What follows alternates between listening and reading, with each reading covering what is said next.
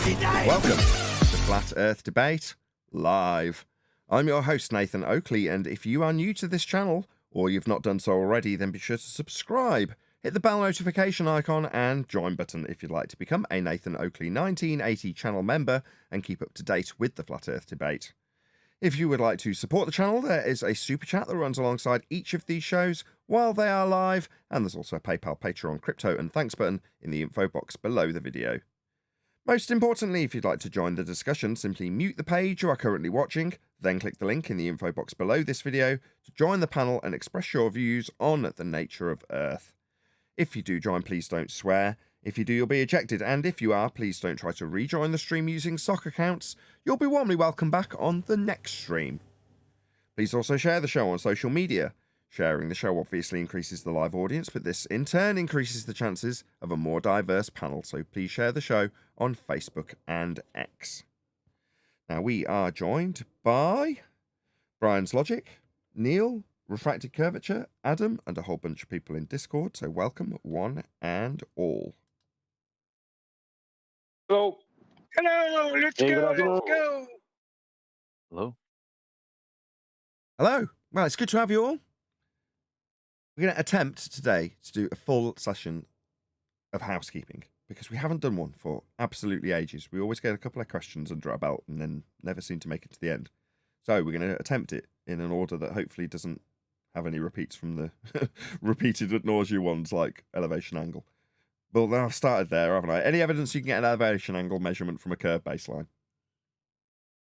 That's a negative. Any evidence of a self-perpetuating molten iron core at the center of a presupposed spherical Earth? Yeah, you really need a flat plane for that. Sorry. That's a. I don't think it's the first time I've heard it. I think you said it a couple of weeks ago as well, Brian. But do you just want to repeat the answer to the molten iron core claim again? Yeah. Will they need a flat plane for that? The answer is yes. And the reason why... Go on, Adam. I was going to say, if there's a molten iron core, why would you take an elevation angle to it? You don't. You've got a return signal if you're talking about primary and secondary wave readings. No, I'm talking celestial navigation. In their world, you take an elevation angle from a tangent, and then you take that elevation angle and apply it from the molten iron core. That's what I said the other day, didn't I? Yeah, angles from hell. But what? The question on the table from Brian is: do you need a flat Earth for the claim we have a molten iron core? That's the point I want to dwell on. I'm hoping John will pipe up. No, you do. You do need it, and I'll answer it. Because you must first hijack the celestial dome model that's based on a flat plane to then turn that into a sphere that you're going to put a molten iron core at the center of. So you do. Right, but if you're going to measure P waves and S waves, right, that means that you're going to do an ultrasound where you send sound out at different angles from the surface and measure their return signal. Yeah, you'll definitely need a flat Earth for the physical claim of an interaction with the molten iron core with P waves and S waves. But what Brian is saying is, in order to infer, it's on screen now, perfect timing. In order to infer that you've got a molten iron core, you first have to derive the celestial sphere as depicted here. Brian called it the dome because it's only hemispherical in respect to one section of the ground, which is flat. Then you've got to draw out your angles as depicted on here with a star moving to the centre of a presupposed spherical Earth that's wrapped around the angle off a flat plane. That, by way of Haversine conversion, will get you to the sphere, in this case, surplus to requirements because it's not being utilised. The celestial sphere and the flat plane are the only thing being utilised in this diagram. Ergo, you first need to extrapolate out from the flat plane and the dome of the heavens as they are presented to you, if it was polaricentric, and then give you your molten iron core after those measurements are taken. Well, Hence, you need that's how you get your presupposed. That's how you get your presupposed spherical Earth. With the molten iron core, you're going to use P waves and S waves from a flat plane Yeah, after you've inferred that it exists. You're right. I'm not saying you're wrong, Brian, John. I'm saying that first you've got to infer that there is one. Well, to infer that there is one takes this process to get to the inference, as you rightly agreed with. And then you can imply that you can take a physical measurement of it off a flat plane with P waves and S waves. That's the actual order, right? Chronologically speaking. Yeah, you have to assume it's there first by measuring a flat plane. And then you measure the P waves and S waves off a flat plane to calculate that it exists. Perfect. So in two respects, both the assertion of a physical appearance of the molten iron core and the inference that it exists in the first instance both have a Lamborghini and a Ferrari racing with each other on the highway to get to the point where they can say, you need a flat earth for that. Right? Yeah. Epic. Okay, well, that was good. Just on Yeah, one they need to point start there, with you the said, baseline. Hold on, we got Righteous trying to join and Jorge, who hasn't got a word in yet, if you don't mind, Brian. I know this was your epic point, but go ahead, Jorge. No, they need to start with the baseline in order to do this, the flat plane. Yeah, that's Brian's point. And John's point after you've inferred that you've got a molten iron core to be measuring physically. So, yes. just one small point of order, taking a quote from QE again. The Havre sign is actually not connected to the celestial dome. The Havre sign is only put into practice after the universal after, let's say, measurements are placed onto the universal transverse Mercator map. Then that's what the Havre sign is for. It's for turning that map, which is already based on the latitude and longitude grid around the globe that was hijacked from its original measurements of flat plane measurements. It's the flat Earth elevation angles to Polaris. Once they turn that latitude and longitude grid into a sphere, and then made a flat map out of that, turning all the latitude and longitude grid into an XY coordinate system. But when you use the Havre sign, it converts that because the universal transverse Mercator, even though it's a grid map, it's based on a globe. So that's what they use the Havre sign formula for, to convert that back to globe. To translate the transverse Mercator back to a globe. Yeah, the transverse Mercator. Let me just stop. Just let me get the order. That's a lot of steps. So you're saying you first have to derive the celestial sphere, and then you can infer the globe by projecting out the positions on the ground by way of elevation angles that give you a radius 3959 sphere to wrap around your position at the center. Okay, that gives you the globe. Then you wrap a cylinder around that globe and project the points out from that globe onto the cylinder. And that is matched with the latitude and longitude lines. When you unroll that cylinder, you have what's known as a transverse Mercator map. That would be a flat map projected from a globe with the intact latitude and longitude lines straight on a flat map. Then you convert the transverse Mercator projection from a globe from a flat Earth back onto a sphere. Am I right in what I'm hearing? Yeah, let me lay out the steps, right? Step one, you measure the latitude and longitude grid, right, using flat Earth elevation angles to Polaris. Check. Then you take all the longitude lines that are all diverging from a center point, right, this Polaris' GP point, and you wrap them around so all the corresponding ones meet each other. That creates a globe. Check. Right? You then take the radius of that globe, which will have a 21,600 nautical mile circumference, and you convert that radius to statute miles. And then you convert the circumference to statute miles, and then you turn that globe into a cylinder map, map where all the longitude lines become all your Y lines, and all the latitude lines become all your X lines. So you have X and Y, right? So it looks like you're using a flat map with the X and Y. right? But you're not. You're actually still using a globe map. And then they take measurements that are done in reality. Let's just say, for a great example, celestial navigation, circles of equal latitude. They place them onto that map, which distorts those measurements.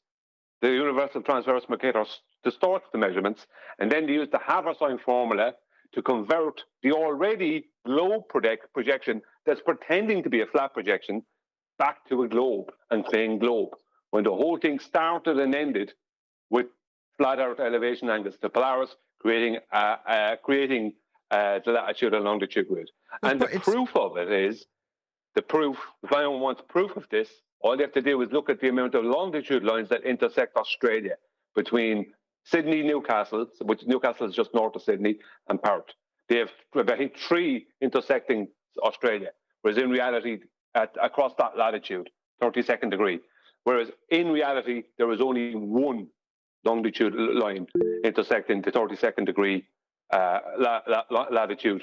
Only 1 longitude line, sorry, intersecting the 32nd degree through Australia. You've got a video on this. What's the video called on that exact thing? The time zones. You're talking about the time zone argument. Yeah. What are you talking about? Yeah, you've got video specifically on that line that cuts through Australia. I know you have. Time zone tower, I called it. Yeah, and there's a presentation on quantum ratios on the ball busters about it. Adam and me did it. Perfect. Yeah. Okay, so there's, to me, just distance being put between the original flat Earth elevation angle measurement to Polaris to give you the latitude and the end globe, not the globe that's projected out directly from a flat plane, but the globe that comes from the Haversine projection from the flat projection from the globe from the flat plane. So they've got enough distance from the original flat Earth measurement to convolute it. Yeah, but they needed 2 flat Earth. They needed a flat Earth, an actual flat Earth, and then they needed a flat globe to come back to being a globe. So to turn an actual flat Earth into a mathematical globe, then turn that mathematical globe into a pretend flat XY map, and then they use more mathematics, the Haversine formula, to convert it back to being a globe again. Wow, amazing! It's terrible. It is. It's a cluster screw. Any evidence of the distance to the sun? Well, angular sizes. That's all I got. That's not a distance. Well, No, there's no actual distance right now. I'm not even sure if it exists. It's that clouded. Yeah, the sun definitely exists. Yes, it's definitely got a not actual size that we can measure. Is there any evidence of a distance? Well, officially, if you pre-assume the Earth is a globe of radius 3959 miles, and you pre-assume that Venus is also a sphere of equal size, and you say that's the sister of your globe of 3959 miles, and then during Venus's transit in front of the sun, you calculate the distance to Venus based off of its angular size, right, from the globe Earth. Then you calculate Venus's distance from the sun based off both of their angular sizes. Then you will get a 93 million mile distance. Now, when you're using this transitive, you just missed one step. So to get the full scale of the known universe, you need Kepler's third law of interplanetary motion to put it all into, you guessed it, orbital motion. Then you can get scale and distance for everything else. But just let me just finish. Although Brian didn't specifically detail anything other than Venus and the sun, so strictly speaking, he's not wrong. He just excluded one step that would be in play in this process. I like to drop it in just so it's always there. Brian didn't have to. I'm just doing it anyway. Go ahead, John. I was going to say, you're talking about orbits at that point. Are you going to include all the elements of orbital mechanics and the 3 Keplerian elements? Hold on. I can hear something in the distance. What's that sound? You're going to need a flat Earth for that.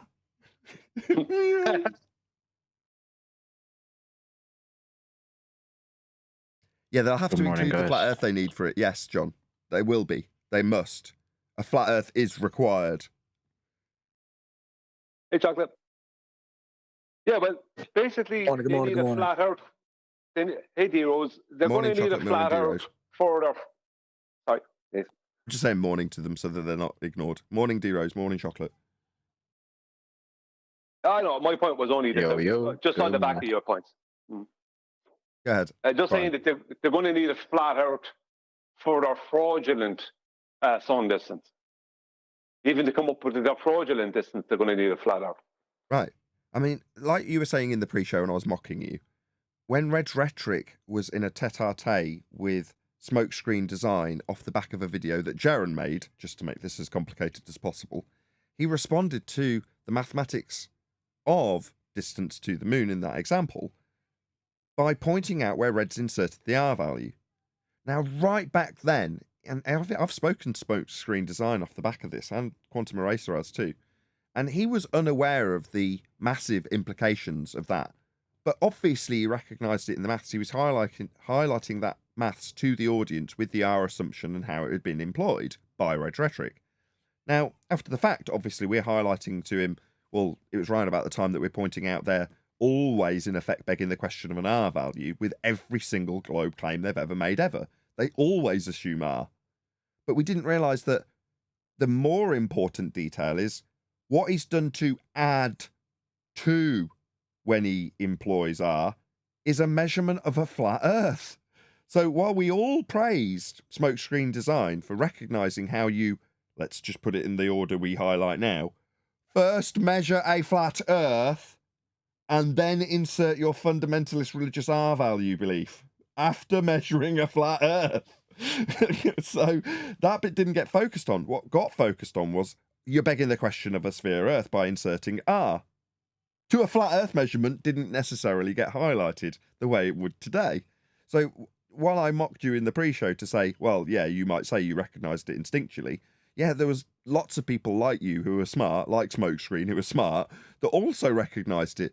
They just didn't recognise how significant it was, and that's taken refracted curvature, John, to sort of keep banging the same drum and pointing out, basically building the highway all these Lamborghinis are now travelling along.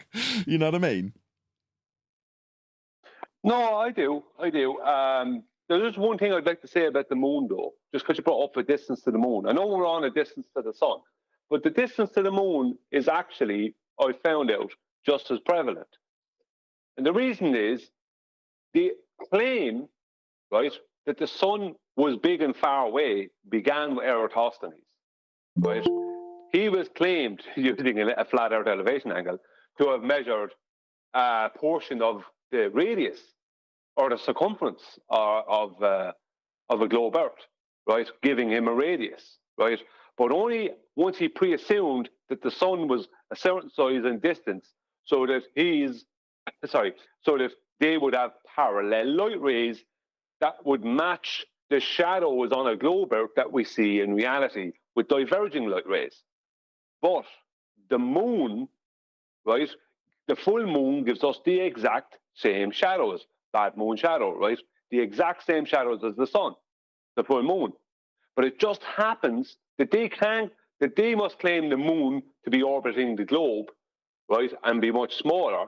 So consequently, what they needed to, and this is something I didn't know until I went digging into it and found out, that they actually, the distance to the moon and the moon's claimed size, and it's all comes back to its angular size, it's all based on the fact that they need to show how the moon's divergent light also gives us the exact same shadows as the sun. The full moon's divergent light gives us the exact same shadows as the sun.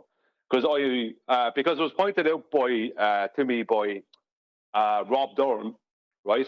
And one of the ballers before him was trying to say it to me, and Rob showed it to me, that the moon, right, has divergent light in their model, but it gives us the exact same shadows as the sun. So because of that, those who perpetrated this can't be an accident. Those who perpetrated this heliocentric nonsense, they have to have known that. Someone have had to have said it. And that's why the moon is claimed to be of a certain diameter and at a certain distance from a globe Earth. It's all based off here. So the moon, based off its angular size, they had to work out for it to have divergent rays and give us the exact same shadows. The full moon give us the exact same shadows as the sun gives us. Right? It has to be that far away and that exact size, because that's what they needed. That's what they needed to support. Go on. What will you measure to calculate these rays? Sorry, what's a ray? It's a mathematical extrapolation from a. Well, you're going to need a flat Earth in the first place.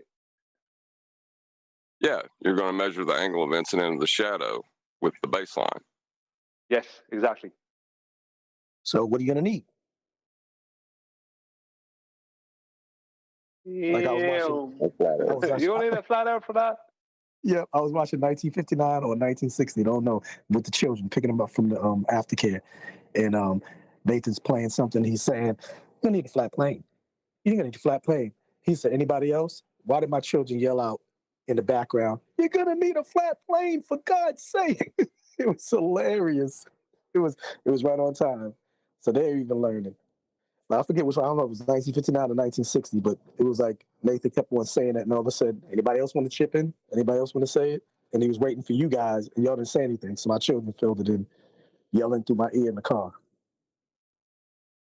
Can't be 1969. We're only on 1961 today. I'm just changing the number now.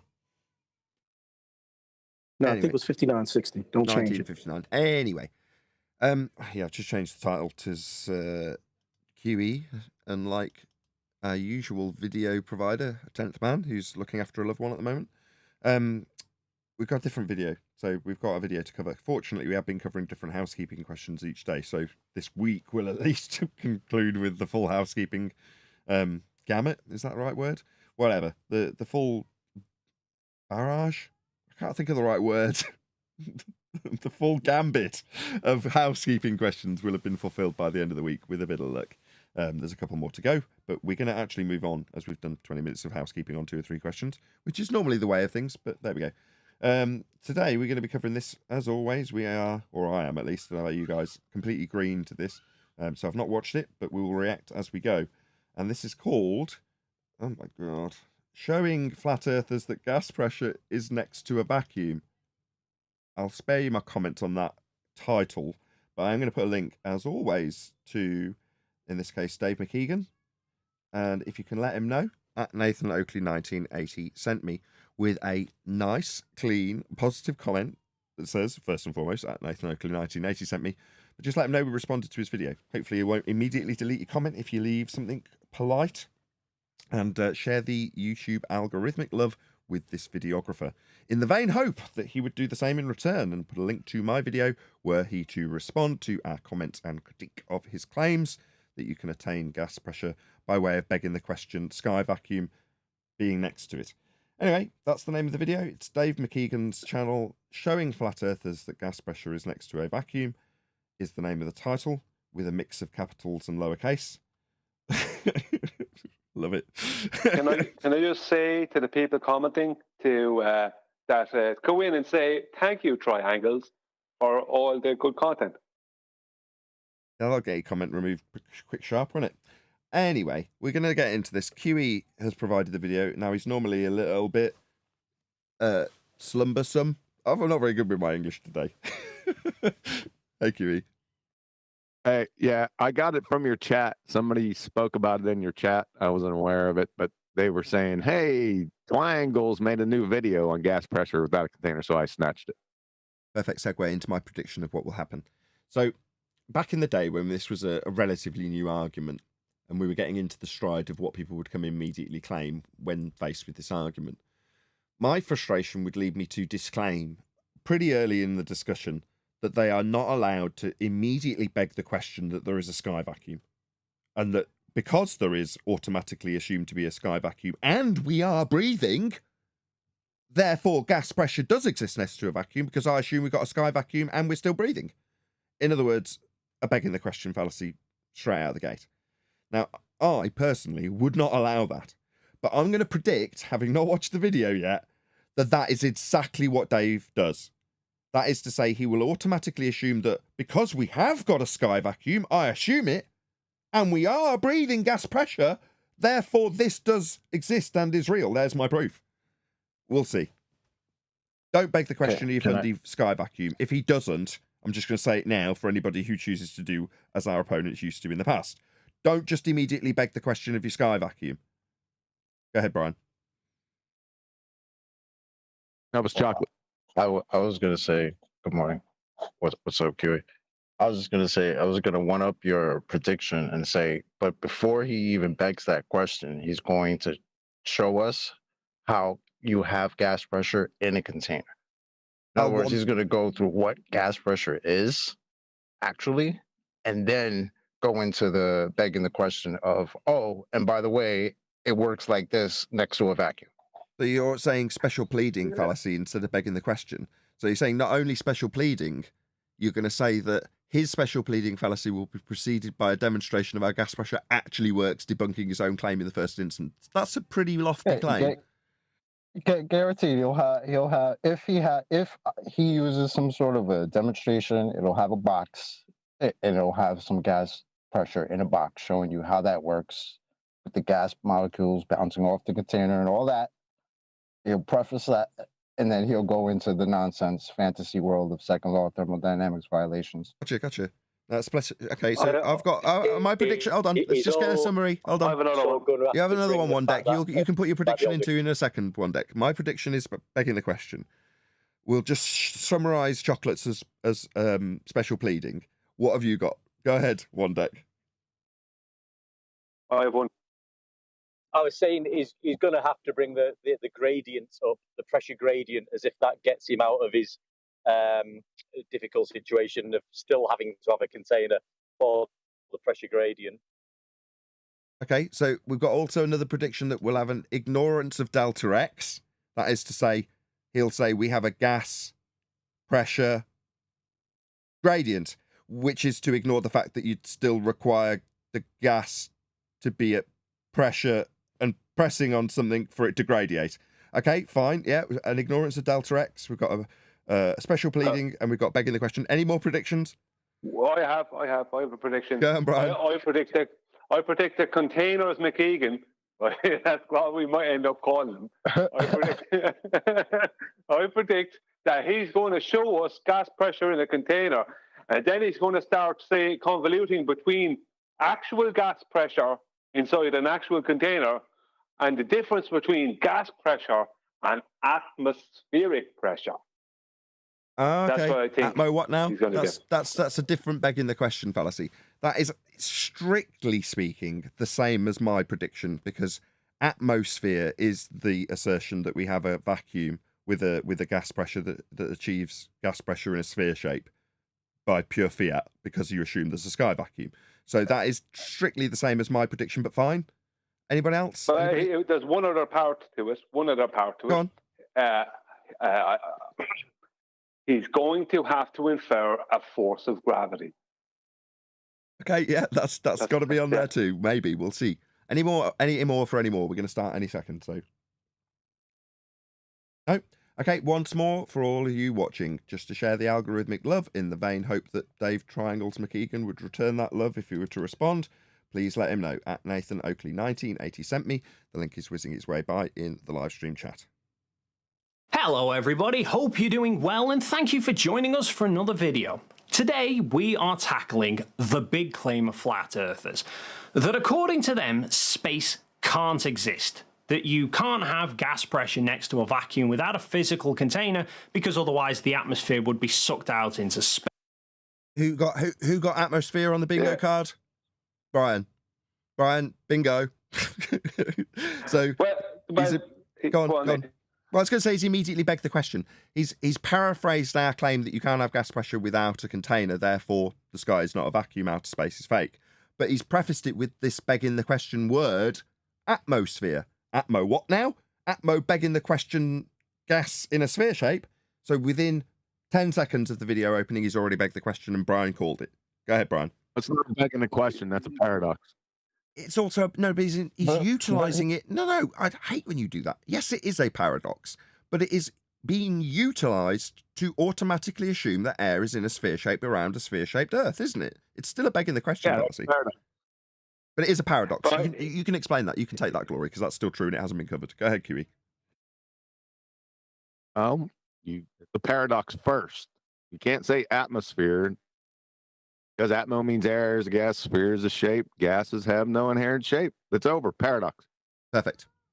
Space. He also strawmanned us there. Yeah, I was just gonna say, man. Yeah. You're probably on the same thing as me. He said, "Yeah, we all are." Go on, Brian. You can point out the straw man. Let Brian. Go ahead. Yeah, he said that we claim that space doesn't exist. No, we don't. We claim heliocentric outer space sky vacuum doesn't exist. That's what we claim. Yes, to clarify. There's another faux pas too. Well, let's just clarify. One second, QE. Just one sec, QE. So, three-dimensional space is real. Outer space, that's the sky vacuum, is not. Go ahead, QE. Yeah, he also said that we claim that the air should get sucked off. Did he say that? Yep. Yeah. Okay. No. So gas pressure would disperse. It's the second law of thermodynamics, dispersion. So the gas would fill the space. If you've not heard me say multiple times, the gas would fill the space, that's not the vacuum sucking off Earth. Yeah, he's still on the old and busted argumentation of the vacuum would suck the air off. That's what he's doing. Yeah, frequently we get held to task on that, straw man. Like Dumbo idiots like Dave think that vacuums suck. Well, that's because he's thick, and that's how he's phrased it, because he's thick. But he'll have the gall to tell us you think vacuums suck in an argument. That's the type of double standard mentality that these numpties have. Yeah, you think vacuums suck, don't you? No. Yep. No, we don't. No, you think there is a vacuum. But you want to argue about how vacuums work? Prove there's a sky vacuum in violation of natural law. Gas would fill it, we'd all be dead. However, all you might be talking about chocolate, then one deck. Go ahead.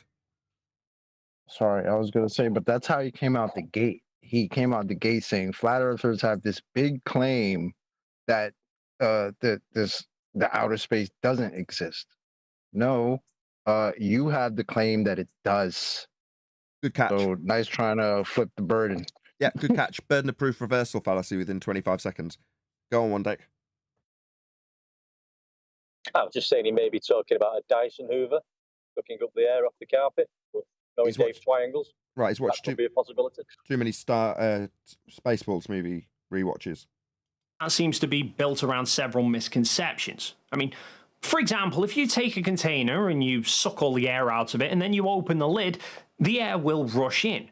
So flat earthers argue that atmosphere next to space without a barrier would cause that same effect.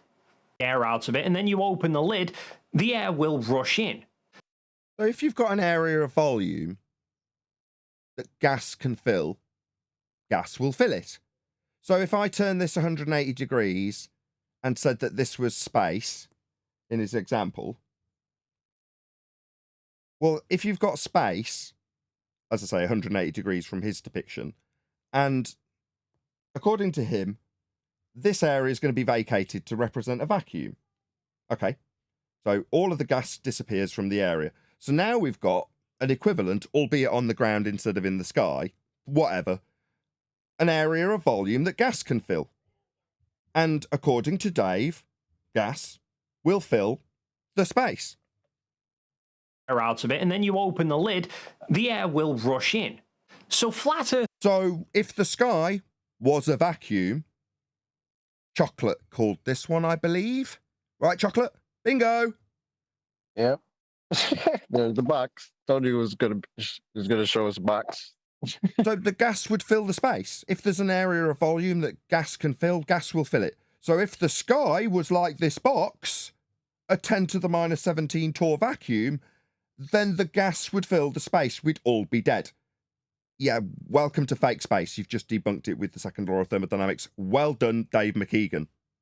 Earthers argue that atmosphere next to space without a barrier. Worse than that, Nathan. Atmo what now? Go ahead, Brian. Yeah, he said flat earthers claim that. No, physics claim and show that. Not Natural just law. flat earthers. It's not just something we made up. But yeah, it's a law of nature. Second law of thermodynamics describes how gas fills space. It's not flat earthers' claim. It's like when people say, you flat earthers claim that you can get an elevation angle measurement to a star off a flat baseline. You're such idiots. No. You're confusing an argument with celestial navigation with an argument with flat earthers. We're not claiming you measure angles off flat baselines. That's how celestial navigation is done. Your argument's not with me. It's with celestial navigation. In this instance, right on, was that Brian? His argument is not with flat earthers. It's with the second law of thermodynamics. Was that you, Brian? Right on, if it was. Yes, Nathan. Would cause that same effect. Not quite the case. And later on, I will show how we can get... Sorry, you said atmosphere and then said it wasn't quite the case when describing what now? Sphere-shaped air? What, the second law of thermodynamics doesn't apply to an oxymoron? And? Not quite the case when it's sphere-shaped air. What sphere-shaped air? Atmosphere. Wait. He said later on he's going to demonstrate it, I think. I think that's what he's going to say. Get gas pressure next to a vacuum. But first, let's get some basic details straight about what gas pressure is and how it works. Summarise it on his behalf. Yep. Gas pressure is the force exerted on the walls of its container.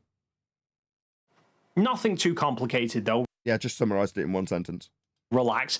Just the kind of thing that you'd learn in high school or on brilliant.org, who have hundreds of classes on all manner of science, maths, and the ration wrong. Welcome to the next evolution in game. Brilliant.org. Made it all the way up to their Somebody else Einsteinian did League. that. And if you'd like to come and join in, then head on over using my link in the description. Molecules. And these particles are constantly on the move, even in an airtight box. If you take a box, seal it up, and leave it on the side, the air molecules inside will still be moving because they have energy. These moving particles will inevitably crash into things, and just like anything that crashes into something else, when they do, they will exert a pressure force on that object. Now, with air molecules being so small and having hardly any mass, the pressure that gets exerted from a single molecule is minuscule. However, if you have enough molecules hitting a surface at the same time, then the total pressure becomes more and more noticeable. So far, Sorry, so Nathan. good. Any objections? So far, so good, I would say. I have. Go on. I have. He said they have hardly any mass. That's incorrect. Gas, even within the heliocentric model, right, and gas behavior, gas cannot be defined as mass because mass is two things. Pre-Einstein, its mass is given weight via a force of gravity. Post-Einstein is mass is a quantitative measure of inertia. Gas does not display inertia. Inertia requires weight. Gas does not have weight, and inertia it requires non-movement. A moving thing does not have inertia. It has momentum if it has weight, but gases don't have weight. They can't be weighed, right? You can't weigh gas. This thing about putting it in a container, blah blah blah. We went through that before. That's a load of nonsense. You're fooling yourself into thinking you're weighing a gas when you're not. You're only getting a calculation of a possible amount, right, within a container. You're not weighing it. You can't weigh a gas. So mass, right, that he's referring to is given weight via force of gravity. But mass also connects to inertia, and more weight, more inertia. Less weight, less inertia. Gas does not have weight, so it does not and cannot be a mass, even within heliocentrism.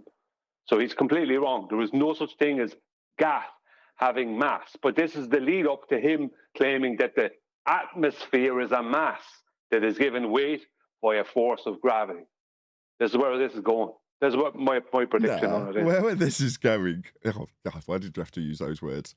Where this is actually going is gas go down, go boom, boom. That's where this is heading. For example, Yes. the air pressure near sea level is around 14.7. Near what now?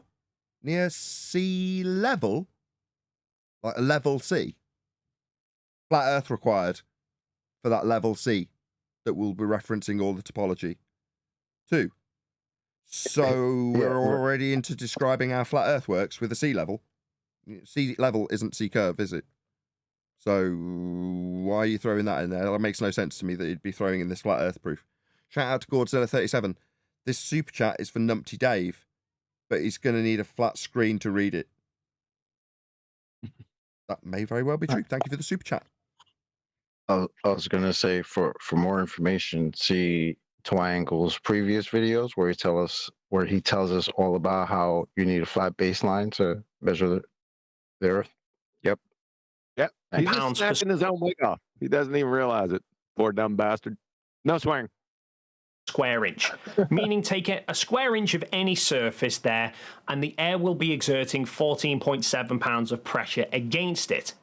Now, there are 2 ways that we can vary. Where did you get the gas pressure in the first place? Do you see how subtle it was? He's automatically talking about pre-existing gas pressure. Hello? You've just described how gas pressure is already in existence. You're going to need a container already in your example. So I'm going to need to know, given that existing gas pressure he just described with his example, where that was achieved. How did you get that gas pressure in the first place? Oh, yeah, you'd need the antecedent consequent relationship of gas pressure needing containment.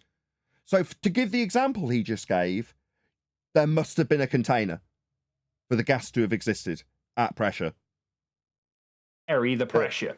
We can this is where sorry. No, go ahead. I was gonna say that I think he's gonna try to do the okey doke, where instead of saying that gas pressure requires a container, remember they used to do that old and busted.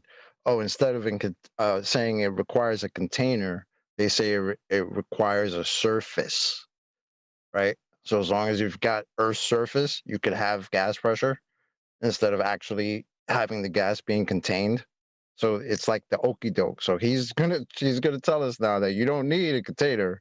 Flat earthers are wrong about that. You just need a surface. Why? Because he started with pre-existing gas pressure that would have required containment. No, I mean, if he does, that won't fly. I've already covered it. Change the density of the air or the temperature of it. If we increase the density of the air, we're adding more molecules of air into a given space, meaning more molecules will be hitting that particular square inch of surface, so the total force exerted on the surface will increase, and thus we will have a higher gas pressure. Or we could also reduce the volume of space available to the same number of molecules. All of these examples require containment. So every example thus far, for him to detail how gas pressure comes into existence, required containment in all examples. Okay. So you need a container for the gas pressure to be existing. Other than your example that you gave earlier, you didn't detail it. You left out the fact that your atmosphere was pre-existing gas pressure without any description of a container. That's a problem because it wouldn't be at gas pressure. Like your examples here, Dave. Which is also increasing the density. If we were to have kept the density of molecules the same, but inside the container that is required, instead increase the temperature, then the of the containment, molecules would then have more energy, and so they'd be moving faster, which would then raise the force that they would exert and on the walls of the container, thus increase the pressure. On the walls of the container. Kind of like a pressure cooker. Which is a container. So gas pressure is... Say again, Neil?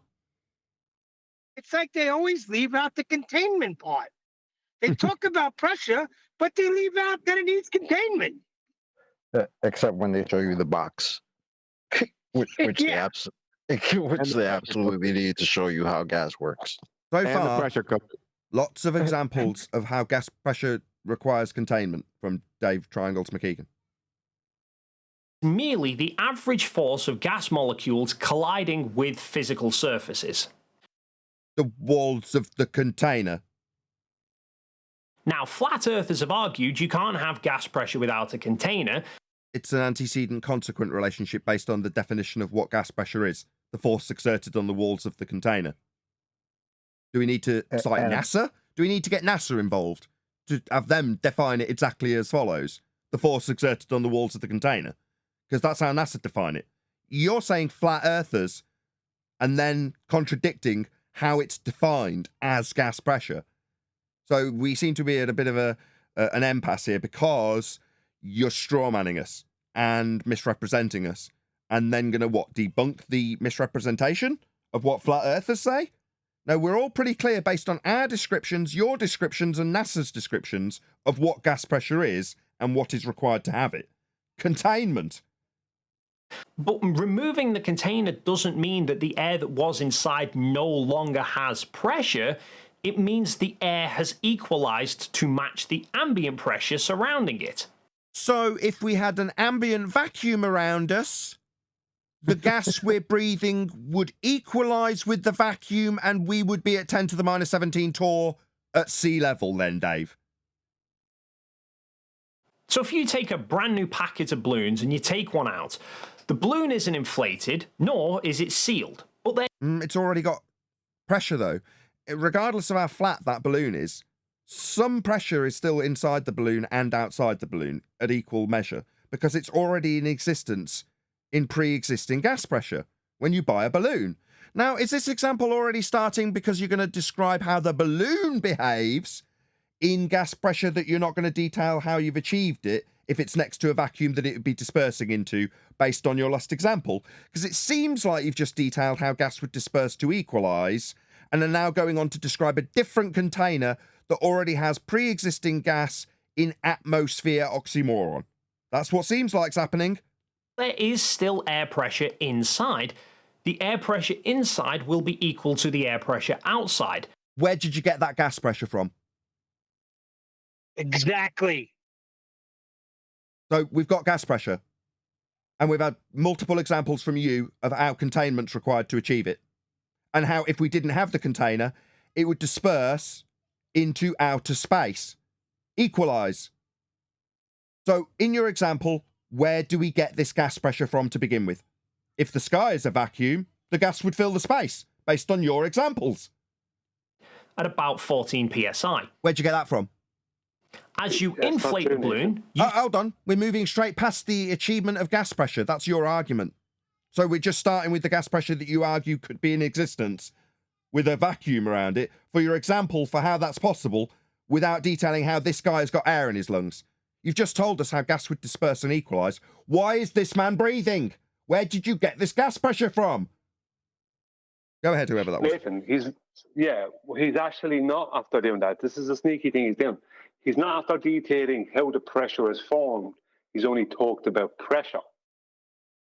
He's talked about how if there's more gas molecules and more temperature, there'll be more pressure and more density of gas, blah, blah, blah. But he's not after actually talking and actually detailing how the creation of the the happened.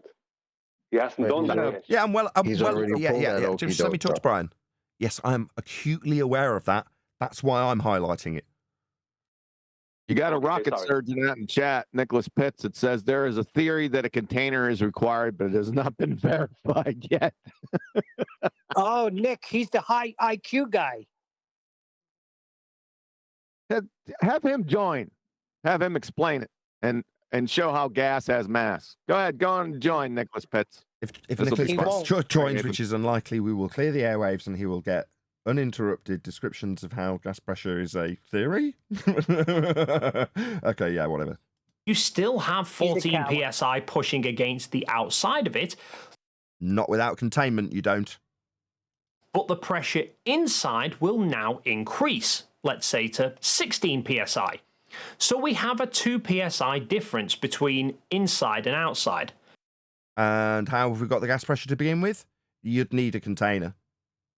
So in order to be at 14.7 psi and create a differential inside a balloon, you're first going to need the prerequisite of gas pressure, and that needs the antecedent consequent relationship of gas pressure pressing on a container. Now, the pressure difference between... Don't we have a citation for that? I did give Without NASA. the balloon, there could be no pressure? Well, that's conspiracy cats. Without the balloon, there can be no pressure. Without the container, there can be no pressure. inside the balloon and outside won't shift by much due to the stretchy nature of the latex balloon. Pressure inside will push the balloon out and cause it to enlarge slightly, which will decrease the pressure until you put more air into it. It will continue to inflate in reaction to the increased air pressure inside until it reaches a point where the balloon itself just can't handle it and it will burst. But that doesn't necessarily come from putting more air inside the balloon. That's exactly what it's from. If we didn't inflate the balloon fully... So it's not when we inflate the balloon because of too much pressure inside the balloon, because if we don't inflate the balloon, is this guy nuts? We tied it off and placed it in a vacuum chamber, the pressure inside the balloon would remain the same, pushing outwards, but we could take the air out of the chamber, which would then reduce how much pressure was pushing back against the balloon, and the balloon would inflate just as before. So if this balloon inside this chamber was Earth, and surrounding Earth was a vacuum, and we removed the balloon so there was, like your Earth, nothing containing the gas inside this would disperse equally into the available volume then. So this debunks Earth as having gas in a sky vacuum, because the gas would fill the space. That's what he said. Describing how to burst balloons by using the principles of gas pressure. The very principles he's then going to deny for his ball. It's a very strange analogy he's presenting. You're showing me how gas, whether it's a differential and you've taken it into a vacuum chamber to create a larger differential or blowing it up more, you're describing how, and what happens when it bursts? The gas will fill the volume. I'm at a loss as to why he would present further citation that disproves his gas go down, go boom boom theory. That he doesn't. I know what he's doing. Containment. That's what his ultimate. Sorry, I know I'm pausing too much, right? But his ultimate point is there is he's trying to link it to a ball off that it doesn't require containment. And in all his examples, he's got two containers there, just to show that he doesn't require containment. I'm done, Brian. Sorry, Adam, for stepping on you. I thought you were finishing. No, I know what he's doing. He's right. First of all, ruining his argument by placing a balloon into an only half-inflated balloon into a vacuum chamber, and showing by when he brings the outside pressure down that the balloon will expand because the pressure inside will want to fill the available lower pressure volume. But the only reason that there's pressure inside is because he has a container. But what he's going to try and do, right, is equate a force of gravity with the material of the balloon. That's what he's going to try and do. How a force of gravity keeps the air, gives the air weight, and then causes the air to stay at pressure, bouncing off of the surface of a globe. Yeah, we're getting there. Gas go down, go boom boom. We will get there. Yep. As shown in this experiment by Simon Foster. Alternatively, we could increase the pressure in the chamber to more than 14 psi, and the balloon would deflate because there is now more force pushing on the balloon than there is pushing out. At TradePoint, get 20.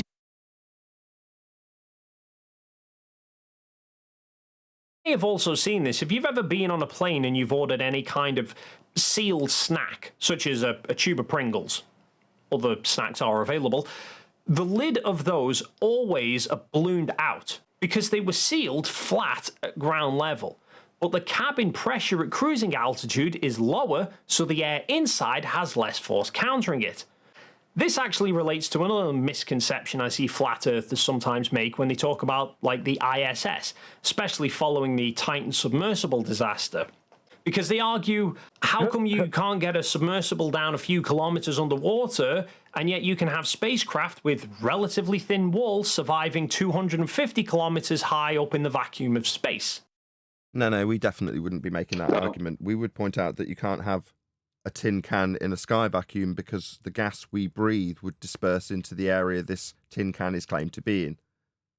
So while other amateur flat earthers, as you stereotype us with, we're flat earthers, we would not claim, how can you have this submarine satellite in space? No, space isn't real. It's like arguing about how you could have the gas lamp work in Narnia. No, we don't argue about how gas reaches the lamp in Narnia and the gas distribution infrastructure of Narnia. We don't argue about that because Narnia is not real.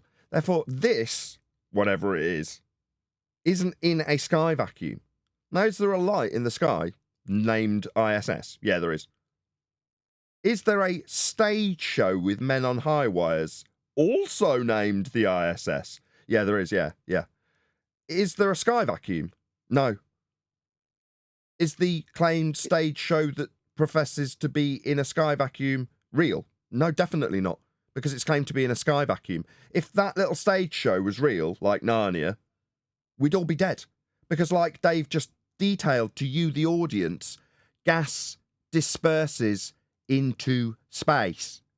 So the gas we're breathing, unless contained like his balloon, would disperse into the available volume. That would be space in his paradigm. And we'd all be dead. Now, we're not. We do have gas pressure. That means we must have containment. It's a prerequisite. It's an antecedent. So if we haven't got containment, we'd all be dead in his paradigm. He's detailed why. So this isn't real. It's claimed to be in the sky vacuum. Go ahead, Brian. Sorry, I thought you were finished when I thought with Adam. There was a break there. I'm just going to steel man his argument. I think that's the correct term, and then destroy it. Because in an airplane, right, they can only have the pressure at 11 to 12 psi at about 6 miles up.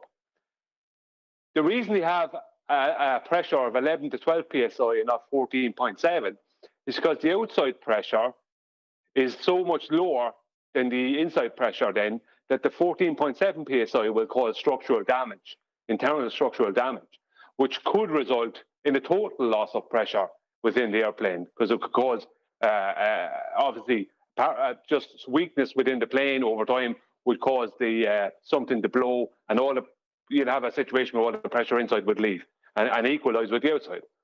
So they have to keep it at about 11 to 12 psi.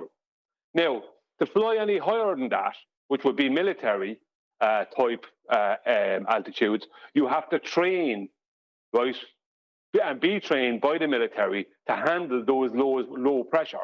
And you also need oxygen masks, like fighter jets and stuff like that. I'm really sorry to stop you, Brian. Fascinating though this is. This is going somewhere. No, it is going somewhere, Nathan, right? It is going somewhere. Just because he had to have a little attack on us concerning, right? Stupid flat earthers do miss the point between submarines and ISS, right? They do miss the point in that argument. For the ISS, the reason they can't bring it to any lower than 11 or 12 psi in a normal commercial flight is because if they start bringing it lower, right, what happens is the people will go unconscious, right? The cabin is often, I think the cabin where the pilots are is at higher pressure. I think a little bit higher than where the passengers and crew are. But the problem is that where the ISS is claimed to be, right, the amount of pressure they'd have to have on the inside, right, would be so low that it would kill you. Just that pressure on the inside of what they say the ISS is would be so low that you'd just be dead. Because if they had, let's just say, the air pressure on the inside of the ISS that they have on the inside of a jet fighter, then that inside pressure would explode out to fill the way lower. Okay, we got it. We got it. And there's going to be members of the audience that hate me for undermining you, but it has to be done. So let me get it straight. You're saying that the differential on a commercial airliner is kept limited so that you don't overpressurize the plane, and they've calculated out how much structural rigidity they need versus the pressure differential, and if they tried to maintain the pressure that we have at ground level, it would be too much for the structure, or it would be too weight, or whatever the way it calculates out. However, on the ISS, out in Narnia, Aslan's got to have its higher pressure in the cockpit of the ISS, and Aslan's declared that it's perfectly acceptable because they've got super grade, NASA grade titanium alloys that can sustain the difference out in Narnia, says Aslan, Brian. They've got complicated titanium alloys out in Narnia, says Aslan. What say you? No, if you look at what the ISS is actually made of, it's aluminum. Yeah, It's a very, very, very complicated aluminum, mined only in the mines of Narnia. Well, Nathan, I can actually add a citation that makes your point from them. So they say normal air pressure on the ISS is 14.7. While members of the ISS crew could stay healthy even with the low pressure, with the pressure at a lower level, the special Narnia equipment on the station is very sensitive to this pressure, and so that's why it has to be at 14.7. So they even tell you they're not even going to lower it because they need special Narnia equipment to justify it. So you can't argue with it. I bet you they keep the special Narnia equipment on the outside. The point being, some of it. The point being, for every rebuttal from Dave Twiangles McKeegan in respect to gas pressure not requiring containment, he has had multiple examples that detail how gas pressure operates, how it's achieved, and the containment that is required in order to achieve it. That is his rebuttal so far. Now, when we detail why ISS is not real, regardless of any Globebuster style anomaly hunting, we can just detail that the area, the space it's claimed to be in, is Narnia. You can't have gas pressure, which we are breathing, without containment. And the heliocentric model has atmosphere, oxymoron, sphere-shaped air wrapped around a ball, not obeying a law of nature and dispersing into the area of volume that Dave himself has detailed it would do when he described it equalizing in his own words. Well, the gas we're breathing would equalize with space. That would mean we were at 10 to the minus 17 torr vacuum at sea level in his paradigm, based on his descriptions of what gas pressure is. That debunks everything about the ISS.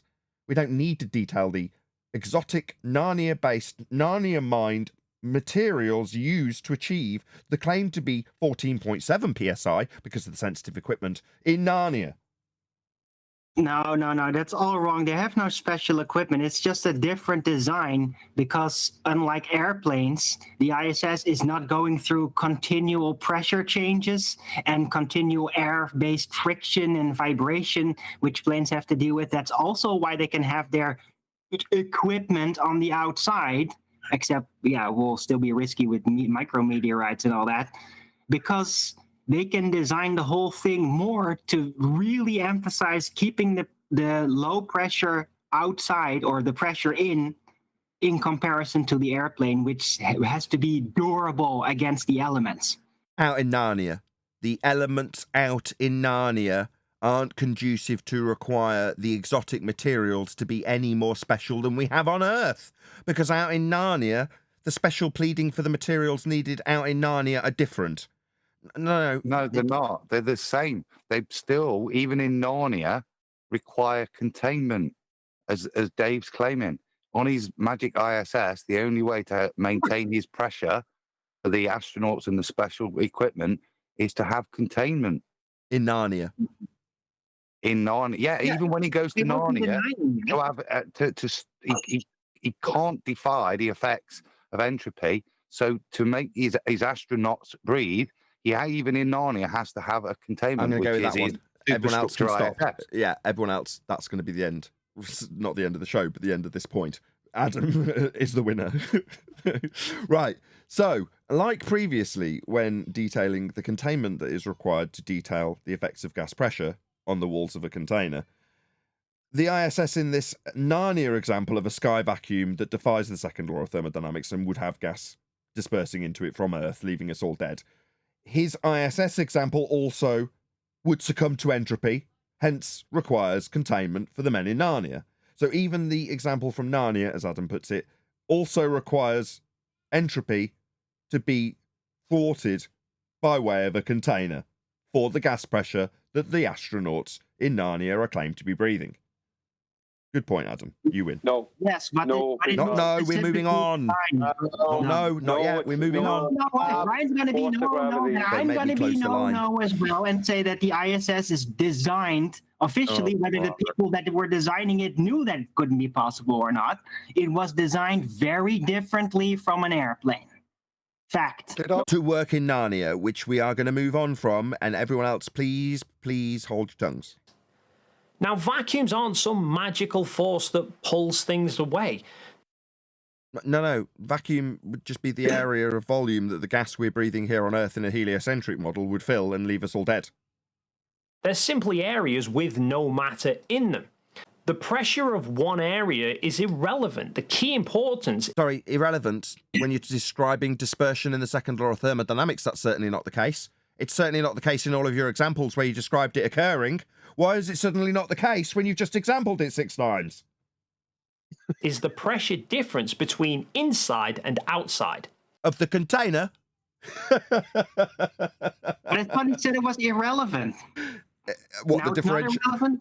No, pay closer attention, Arwin. I was too quick to jump the gun by saying the difference in inside the container pressure versus outside the container pressure is what's really relevant here, according to Dave. Okay, but that still requires 2 containers. Well, 1, but yeah. The submersible was sealed at sea level, so the air See what now? Sea level? Flat Earth required. Inside was 14 psi. The water pressure at depth... What does PSI stand for? I noticed earlier he kept he says the term PSI and then he'll say on the surface. He's alluding or not using the word container a lot. Yep. I've noticed he's used the word surface to replace container. Oh my God. I said it before. Really? That's the okey doke. Oh, So Yeah, because that was my prior point, Arwin. Yes, really. I said it before, Adam. They weren't here. Why does it work in their heads, though? Why do they say the Earth is the container? It's like, no, that's on one side of it. Like, I don't get it. Because it wouldn't work that way. So they just flip it and pull a abracadabra and just say, all you require is a surface. You don't need a container. It wasn't That's rhetorical. the okey doke, right? It wasn't rhetorical. What does PSI stand for? So, square inch. Square inch of what? The surface. The surface of what? Oh, Container. the a flat container. plane? But I mean, if he says that the Earth's surface is the container, does that mean that he's claiming that a flat plane is the container? He At didn't sea say level. Earth, he just said the surface. Yeah, Yeah, he's the being Earth. careful. He's not going to No. say the surface is the container. He's just saying all you require is a surface. We've heard it before. How many times have they come here and told us that? Right? Many You don't times. require. You don't need a container. You just have you just need an area or a surface. How many times we've heard that shit? Yeah, but that's... based on what? Let me just answer Chocolate. Yes, that's correct, Chocolate. However, as a direct result of that, our carefully phrased housekeeping question is put to them, the positive claimant that the sky is a vacuum. That would be to say, how do you achieve gas pressure without a container? And if they say, oh, you just need a surface. Okay, show. They'll tell you to look up. Yeah, what did I say at the start of this, Depending Neil? on the surface, No. we have Arwin. pressure. It would work. Arwin. Neil, can you repeat that statement? Go ahead. Yeah, they'll tell you to look up like Renzo. Like he did too. This guy did it too. Right. And what did I say at the start of this in reference to years gone by when people were shouted at for begging the question? You don't just infer that we do have gas pressure and the sky is a vacuum. Voila! Gas pressure without a container. It's not filling my fundamentalist religious belief of a sky vacuum I've not proven. Therefore, sky vacuum proven, no containment required. In my fundy belief, I just point at the sky. Yeah, you don't beg the question here, though, do you, Neil? No begging a question. Go on, Arwin. No, I was just trying to waste your time. That's all. Right? surface, flat plane. So, yeah. I mean, if it only requires a surface to have gas pressure, well, then wouldn't that basically infer that you require a flat plane to have gas pressure, according to them, then? Not necessarily, but it would probably lead to it if they were implying a globe from it. Right. A globe based on a flat plane measurement. Okay, but we're not there yet. Let's just... Okay. 6,000 psi, meaning that hull was trying to withstand a pressure difference of almost 6,000 pounds per square inch. The air pressure on board the ISS is 40. Whoa. We've got a second law of thermodynamics violation on screen. So, according to Dave McKeegan, cuts to his fundamentalist religious belief of a sky vacuum next to gas pressure.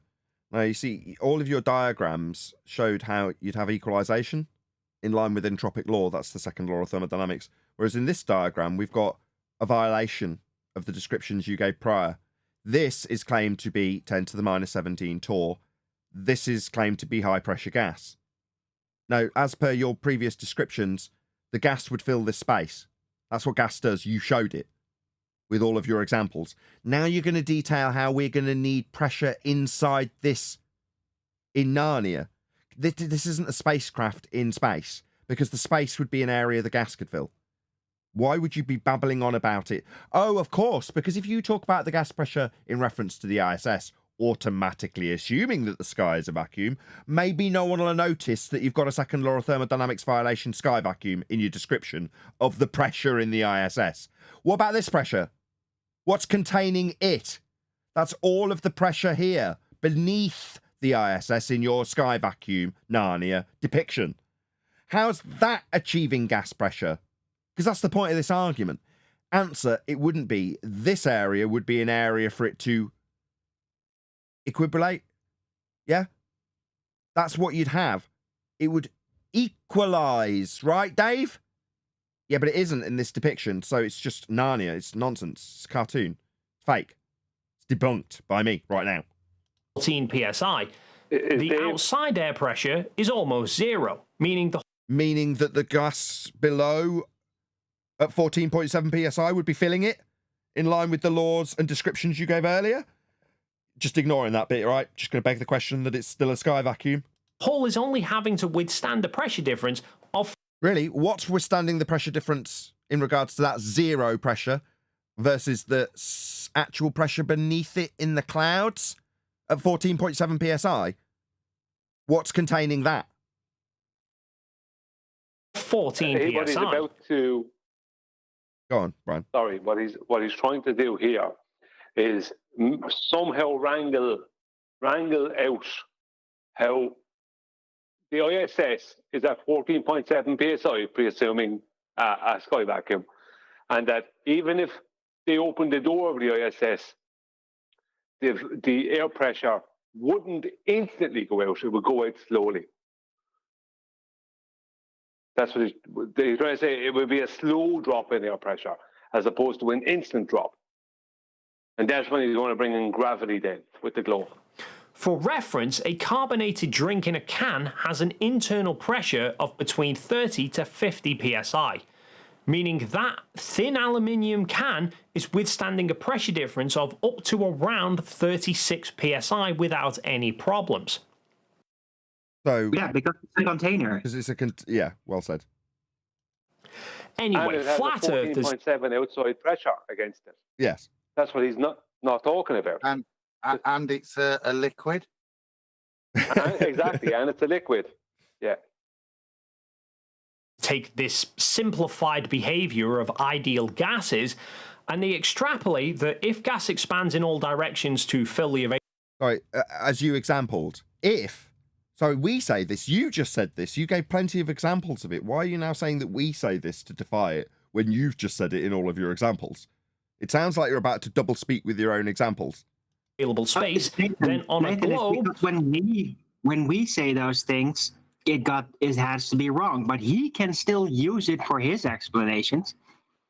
What, containers? Over and over again? Yeah. In space, the gas would expand to fill space itself. What, like you described with all of your examples, you mean? Not quite the case, though, because we have gravity to pull molecules back down. Ding, ding, ding. There it is.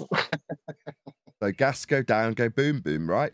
So you're saying that the gas goes up to the Carmen line and then, in defiance of the second law of thermodynamics, says, I will not obey this natural law. In fact, I have decided to burn my bra in defiance of this natural law because a man named Einstein said there's a pseudo-Riemannian space-time bending as a result of the uneven distribution of mass. I mean, it's not a force, but you know what? I'm going to think of it as a force, and I am going to go down after eating quite a few cakes. Back down. Go boom, boom. Yep. And even after you were thought of as gravity as a force, then you'd still have to realize that in the scale of forces, gravity used to be considered one of the weakest forces in the universe versus entropy, gas pressure expansion being arguably the most powerful force in the universe. Yeah, so it still doesn't work, even if you think of gravity as a force. But it isn't. Permission to debunk all this? Well, he's just said it pulls. Gravity pulls the gas. No, gravity's not a force. It hasn't been a force for 107 years.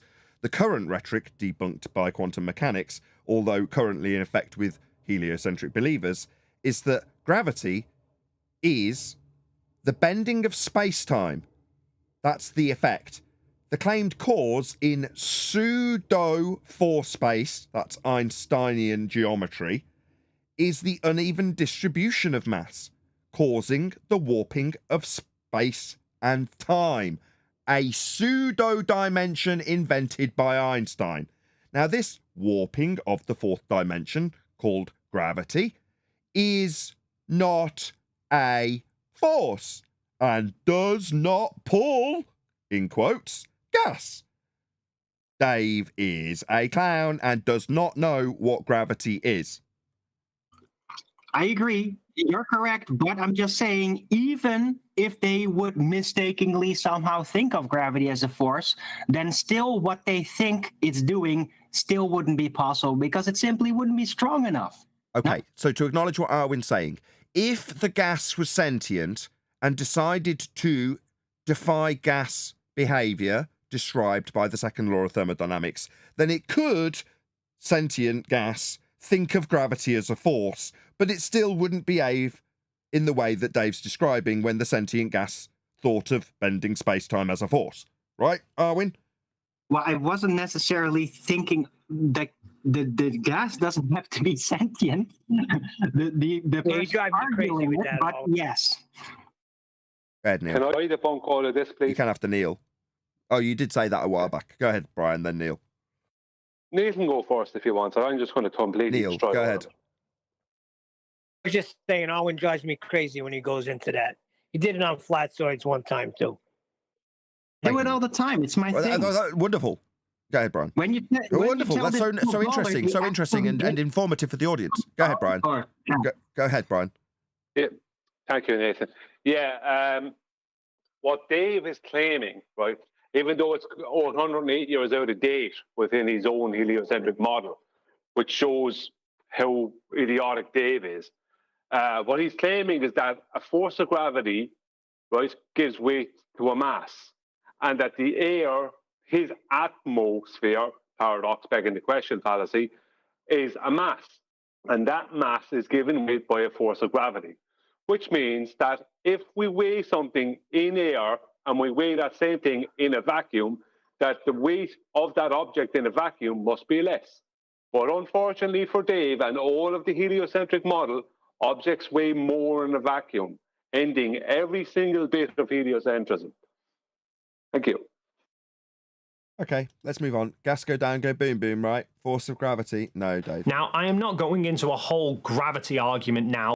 No, you just inferred it and you're not going to back it up with anything. No, you don't need to. We've just undone it at its core.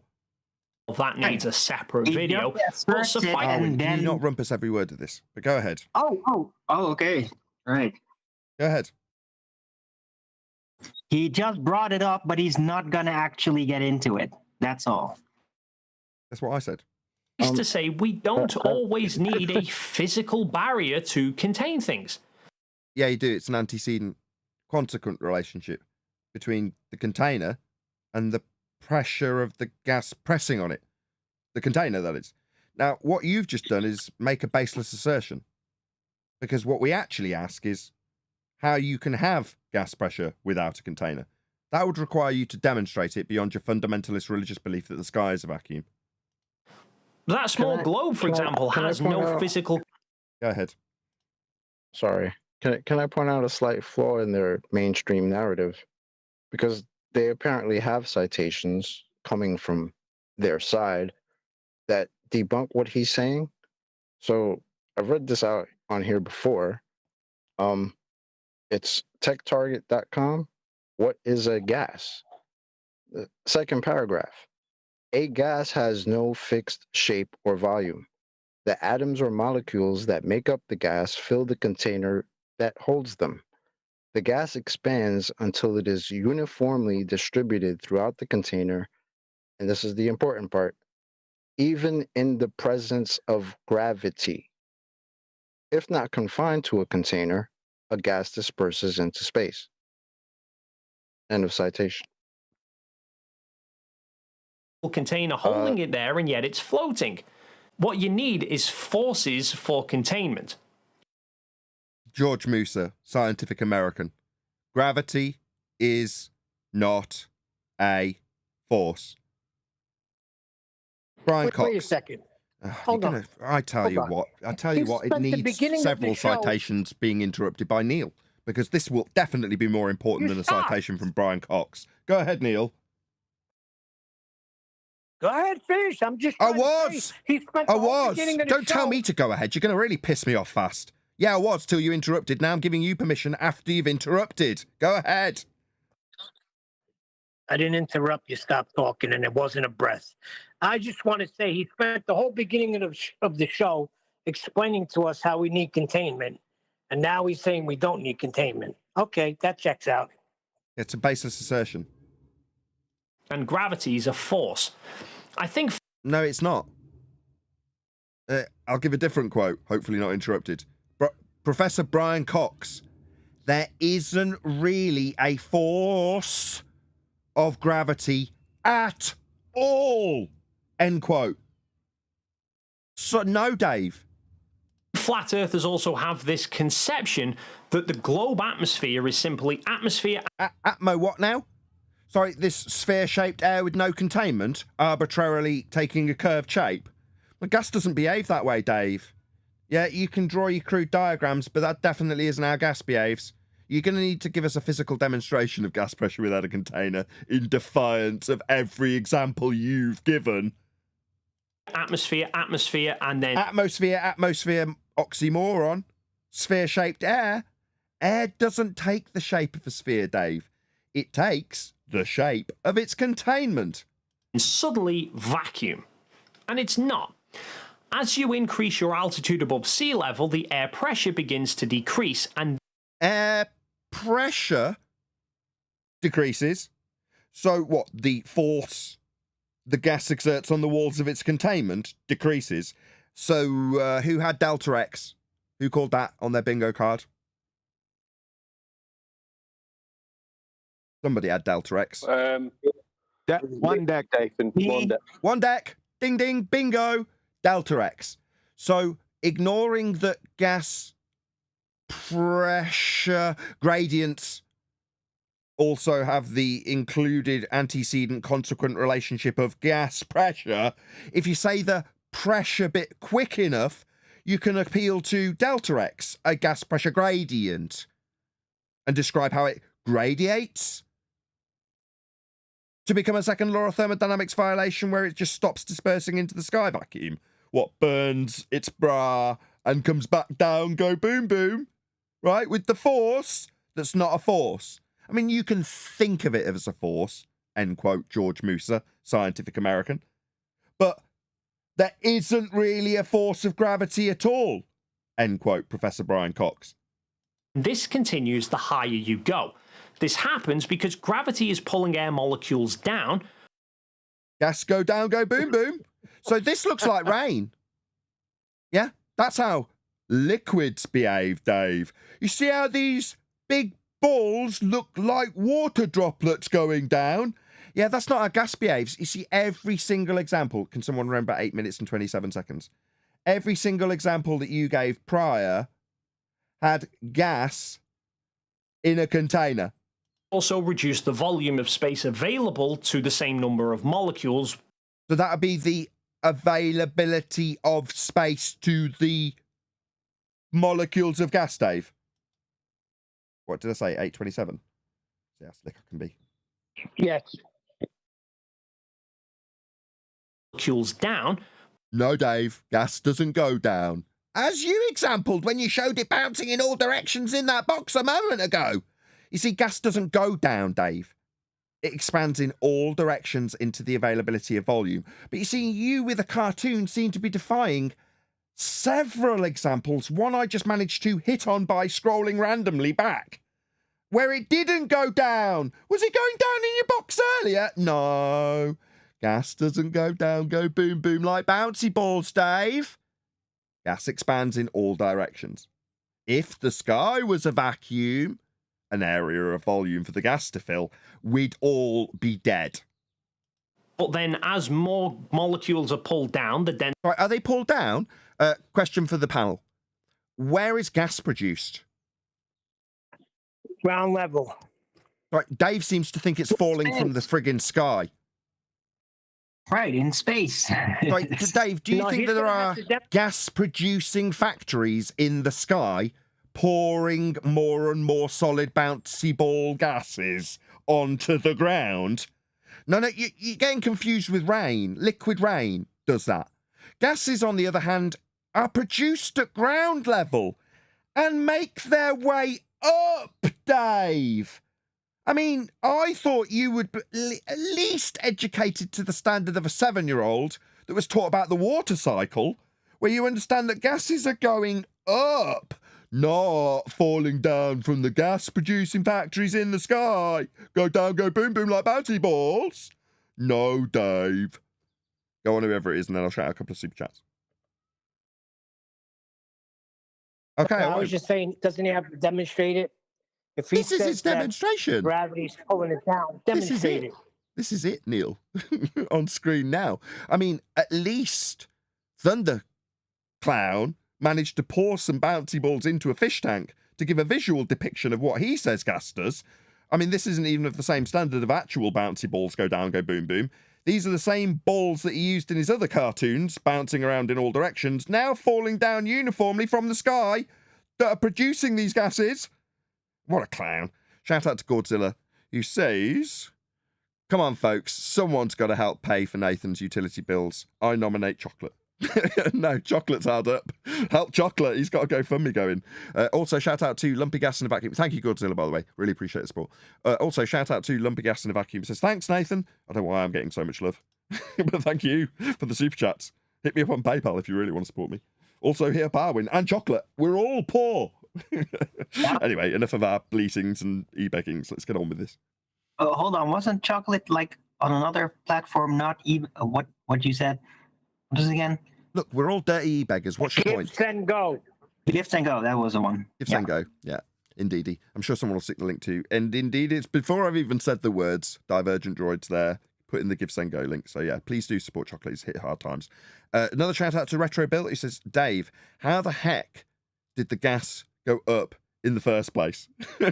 Right on, Retro Bill. Yeah, you're all of like mind in the chat. I love it. Absolutely epic. Let's just have a listen to what he's got else to say though. Density increases, which increases the pressure. And then pulling more down becomes harder and harder. Pulling more down becomes harder and harder. There's a soundbite for you. If you've ever taken a syringe filled with air and blocked the end of it and tried pushing it shut, you'll know what I mean. Pushing it at first is fairly easy, but as the pressure inside increases, you require more and more force to push it further and further in, because you always need to have more force on the outside pushing it in than there is inside the container. The syringe is a container. What do all these things have in common? Oh So man, it's only the 7th syringe. container he's used. Go ahead, chocolate. Sorry. No, I mean, so far we've got a syringe, a balloon, a pressure cooker. Am I missing anything? ISS in Narnia. Oh, the ISS in Narnia. What do all these things have in common? They're all containers. What he's trying to get at, what he's trying to get at is a gradual gradient, because their force of gravity is fighting against the natural behavior of the gas to fill the available lower pressure volume of heliocentric outer space. But objects weigh more in a vacuum. That is the end of that. If you understand what that means and the simplicity of it, then it will be impossible to continue believing in a heliocentric model. Wait. Does gas have mass? Says Matthew Eastman via the super chat. No, it can't. Nope. Gas is given weight by a force of gravity. What's mass? Weight involves mass. Presently is defined as a quantitative measure of inertia. Gas does not display inertia because gas does not have weight. More weight, more inertia. Less weight, less inertia. No weight, no inertia. So even within the heliocentric model at present, gas is not a mass. He has actually using. Hold on, he didn't use it in that context though, did he? He would use it. It's an equivocation either way because it's got two descriptions, right? But you gave it earlier with the. You didn't say this, but describing it as the amount of stuff in something, aka mole. Well, he gave that description, i.e., he's working on the Newtonian basis that gravity is a force. Ergo, he wouldn't be describing it as inertia, would he? If he was to define it, which he probably couldn't. Let's be honest. Well, you can't mention mass without. You can't. As soon as you went outside of mole in chemistry, as soon as you mention mass, you were inferring weight, right, from a heliocentric point of view. But I was just in general. Because you're literally in a heliocentric paradigm when you use the word mass. You're inferring weight and inertia. Yep. Inertia is because of weight, and weight is because mass is given weight by a force of gravity. I get that. If you take a force of gravity away, mass is a quantitative measure of inertia. Now, gas, right, does not have weight, so cannot and does not display inertia. Yeah, I get that. And you're absolutely right. But he doesn't know that because he's not made that equivocation yet. I mean, he might do it if you pushed him, but I'm saying in this example, he's got gravity as a force. Anyway, it's a minor point. You're right. McKeegan is an absolute bonehead. Yeah, I know he's a bonehead. That's what I'm trying to say. You're flexing your intellectual. Hold on, Owen. Brian, yes, you are correct, and you're flexing your prowess in terms of your exemplary understanding of this. But he's nowhere near that, is he? He's just a Dumbo. Anyway, I'm going to shout out another super chat. 30 containers later. No container. Says Michael Carmen. That's what I said. But I just wanted to add, I've made that a big topic on my channel, that gas has no mass. But to be more specific, it's gas within its expanded state, right? Because if you highly compress gas, then it will give a slight weight differential in a container, right? If it's really compressed, because, well, that density of that air within that container is going to be more dense than the air that surrounds the container. And thus it will be calculated, be measured to have that weight, but it still doesn't have mass in an expanded state. You're absolutely right. And hold on. I'll let Adam expand on this if he's still around. But yeah, it's a ludicrous notion because the concept that you're trying to use, if you try and let's say you walk into a shop and go, I want 10 pounds of helium. And they go, okay, right, here's an empty container. There's nothing in it. I'm going to put it on the scale, weigh it, and then add the gas until it says 10 pounds, more than it did when torn or took when you press the tare button. Okay, so we all understand that is something that can be used. However, the principle that's being applied, if you break it down, is how much does this solid weighed in air weigh when I weigh air in a container? That's how the principle's being described, so that you, the layman, can understand with the concept of how much stuff weighs in air when you're buying a gas. Yep, you can't weigh gas without a container, effectively. Yeah, exactly. Worse than that, though, what Arwen said is correct, because you're actually creating a greater density of gas within the container than the density of the air outside and a greater pressure. But the thing about it is there's two other things happening. You have the fact that gas is compressible means you don't know how much you're actually weighing, right? And this is why in chemistry, 1 mole of carbon dioxide and 1 mole of carbon monoxide is the same thing. Yes, they're two completely different densities of gas. And you also have, due to high concentration, you will have a small amount of phase change happening at the base of the container. So you will have a very small amount of liquefied gas. And it will be gases that are, and Adam explained it this way before, but will be liquefying and unliquefying, liquefying and unliquefying, right, with the pressure. But it's only a temporary thing. So you don't know how much is in there. So you think you're getting the exact same, let's say, what they call weight, which is a linear downward vector force of carbon dioxide and carbon monoxide. When you're not, there's no way you can get the exact same of them and think you have the same amount. Yeah, but because one is less dense than the other, naturally. Sorry, but you can calculate it though. You can derive how much it is based on the pressure and the foreknowledge of the material that the gas is. If you know that, okay, then look, stop, please stop. Hello. Yes, we can get into the wrangle-dangle of these conventions all day long, and it's fascinating, but I just don't want to do that. Yes, there are a lot of different conventions that be cross-referenced, and in some instances, without me nitpicking, there's things that are being detailed incorrectly. But the first part of Brian's little interlude there was also described by Dave McKeegan earlier on in his video. Anyway, let's carry on. Force of air inside trying to push back against you. So the ambient pressure will then become less. And this continues the higher you go. With the Yeah, but a container is still required in order to have this density gradient as you are describing it. The gas pressure gradient is a delta of gas pressure. And in order to first achieve gas pressure, you need a container. Drop in pressure actually slowing the further away you get from the ground. At sea level, the air pressure is 14.7 psi. If you go up 10,000 feet, it drops by about 4.5 psi.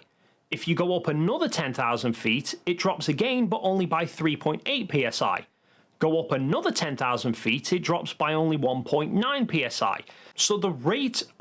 Sorry, what, did we cover what PSI stood for? Yeah, per square inch, pressure per square inch. Square inch of the walls of the container, the prerequisite, the antecedent, the thing that's needed to achieve the gas pressure, per inch of that. That the pressure drops slows more and more the further away from Earth you get. So as you go higher above Earth, the atmosphere doesn't suddenly... Atmo what now? Sphere-shaped air? No, oxymoron. No.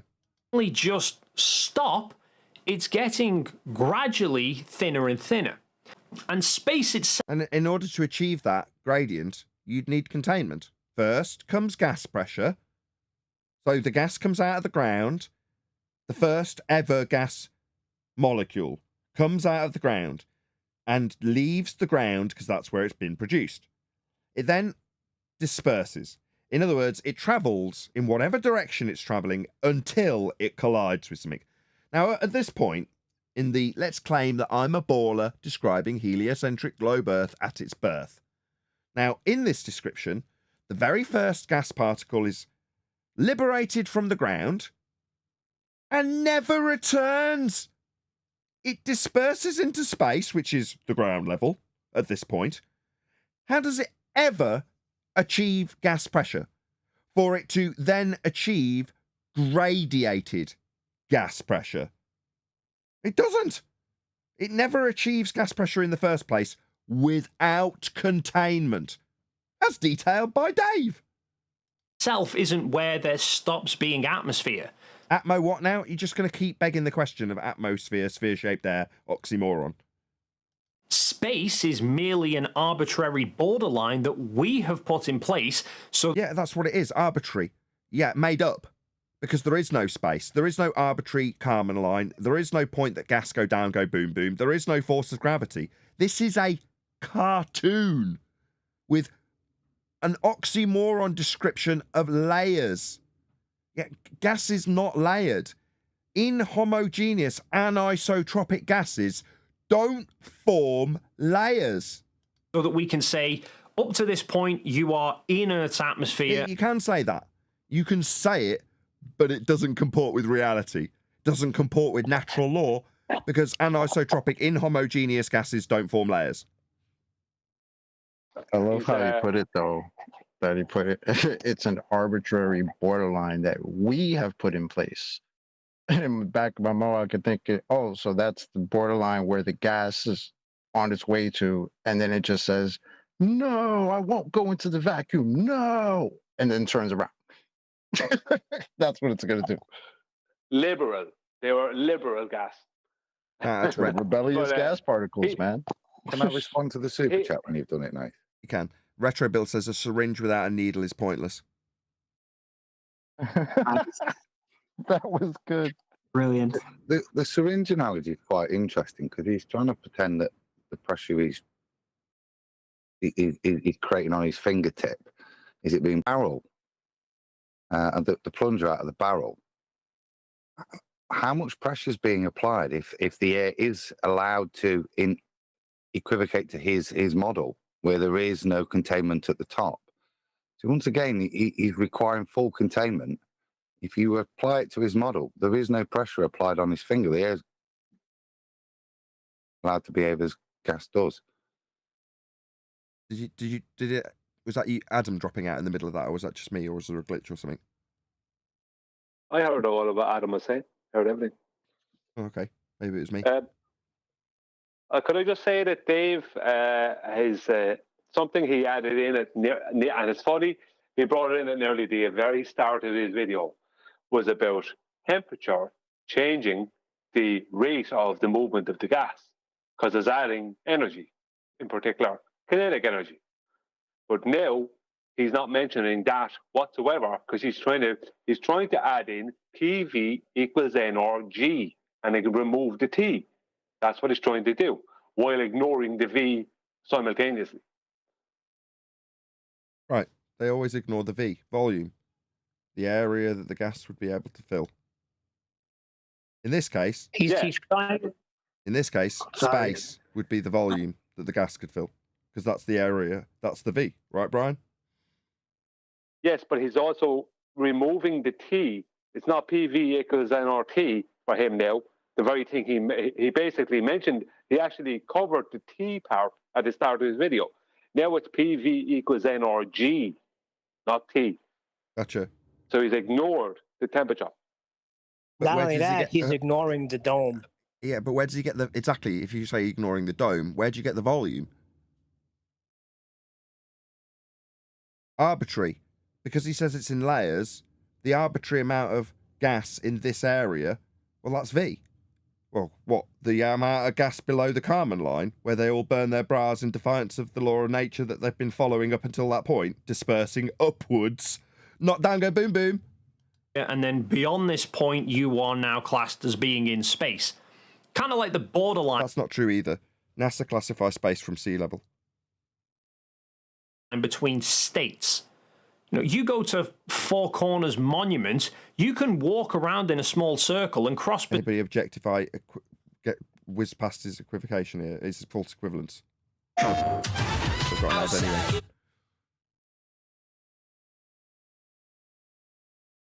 Space starts. The popular reference used is the Carmen line at 100 kilometers or 62 miles above sea level. Now... See what now? The level, like the oceans being level, like giving you a reference, the average thereof, to give you topology and heights of mountains and stuff. Sea level, like a flat Earth. Yeah, that's a flat Earth proof right there. It's the third time you've used it. This was put in place as a theoretical distance where air density is no longer sufficient for conventional aircraft to be able to maintain powered flight. Fascinating stuff. On screen now is a second law of thermodynamics violation. If this black area is the same volume as everything from surface level, then this is the area that the gas has to fill. Gas, which has been created at ground level, expands up as Dave just described. Thinning out because there's less being produced in the sky? Shocking, isn't it? Meanwhile, the production of gas to keep the concentrations high and the pressure higher continue at ground level. Where there is no gas produced, less pressure. Where there's lots of gas produced, high pressure.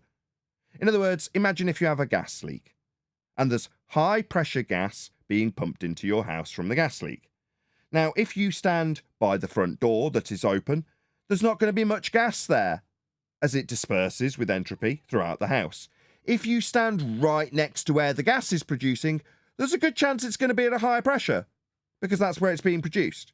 Likewise, there is a higher pressure in radiation as an antecedent consequent relationship of having containment on Earth. But the gas is still being produced on the ground and making its way up. And if this black area is a 10 to the minus 17 torr vacuum, then the gas would disperse into it. Not just a little bit, all of it. Instantaneously, if it was ever to be in this circumstance, which it wouldn't be, because as I detailed earlier, the first gas that's liberated from the ground would vacate into space, never to return. Ever. So we'd never develop gas pressure in the first place in a heliocentric globe Earth world. Any comments before I start? Or restart? Or that any spacecraft at this point would be in Narnia begin to experience just enough drag resistance that it would no longer be able to manage one full orbit unpowered. Orbit? Another begging the question fallacy. What, you're talking about the motions devised by Kepler? This orbital motion? No. This church-based rhetoric describing how the lights in the sky move, transposed onto pieces of junk you claim float around in a sky vacuum whilst falling around a sphere Earth in a motion described by Kepler. Pathetic. Powered. But there is still air molecules beyond that distance. There'd be none on the ground. What's this green line? What's this all about? Yeah, clearly absolute fakery. Again, 10 to the minus 17 torr vacuum, high pressure gas. Natural law, as described earlier in Dave's own description, with gas particles achieving pressure inside containment, would lead to us being dead in this depiction. This is Narnia. We don't have a sky vacuum. I mean, there's still air molecules up beyond the ISS, just in defiance of natural law. Nowhere near as many as we have down here.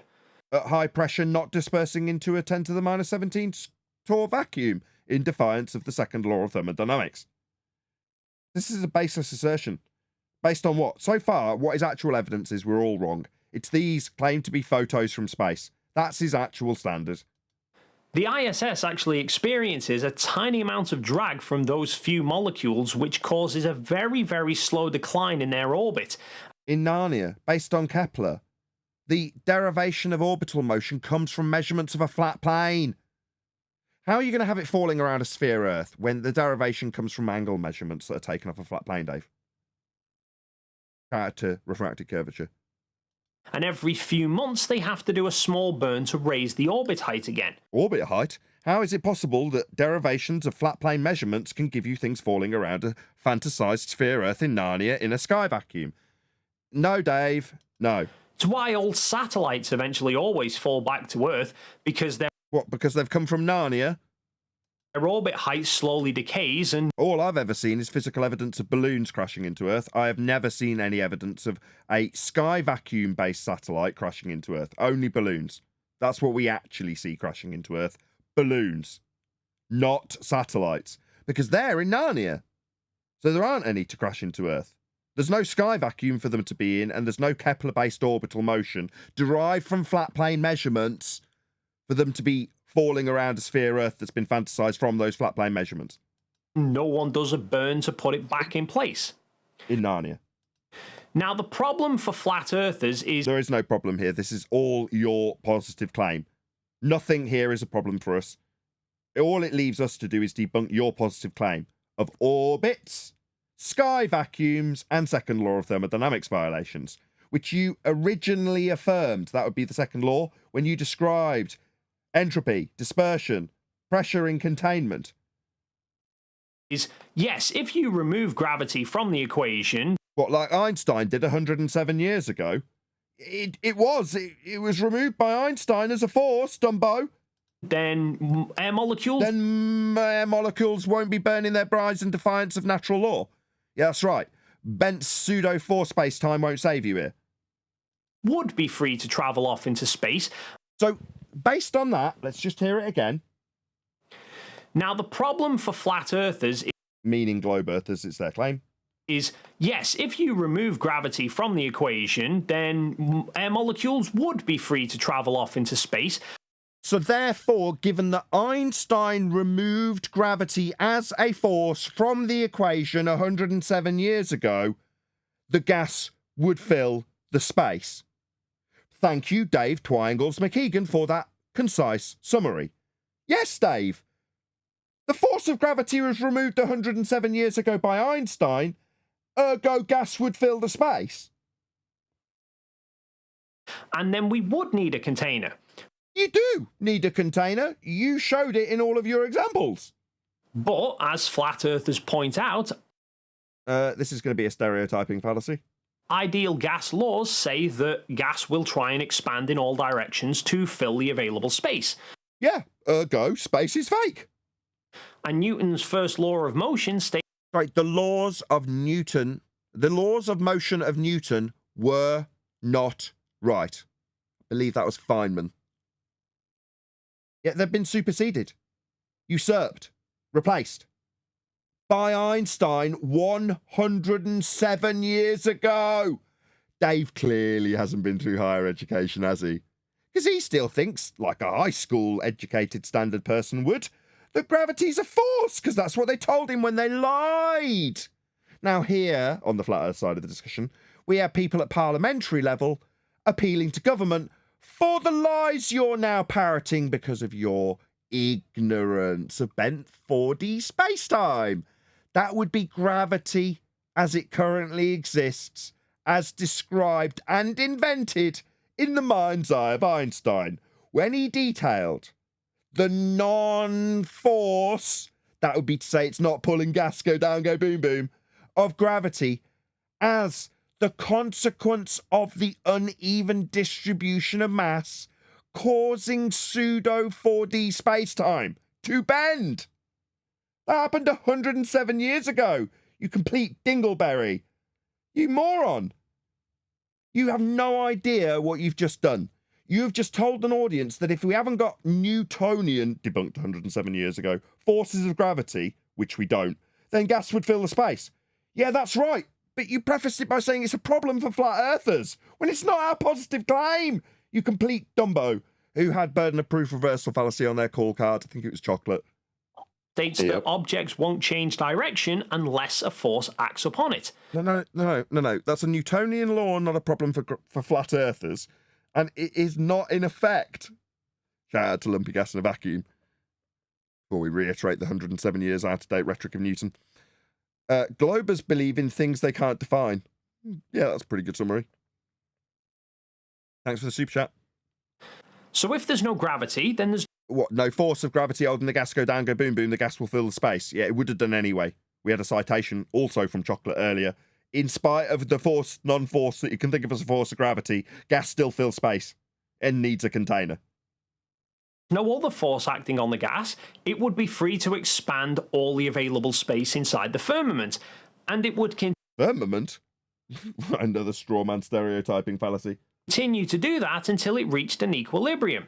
Yeah, that's right, Dave. We'd all be dead in your heliocentric world. That's correct. But for your catch-all defence of gravity, it's a shame you weren't educated in higher education standards of bent space-time, Dave, which is clearly obvious to all watching this show, because you would know that it's not a force. Do we need Cox to tell you again, Prof. Brian Cox? There isn't really a force of gravity at all, end quote, Dave. How stupid do you look, given that you've disclaimed that without that force, gas would fill space? Yeah, we didn't need that disclaimer from you, Dave. It's a natural law.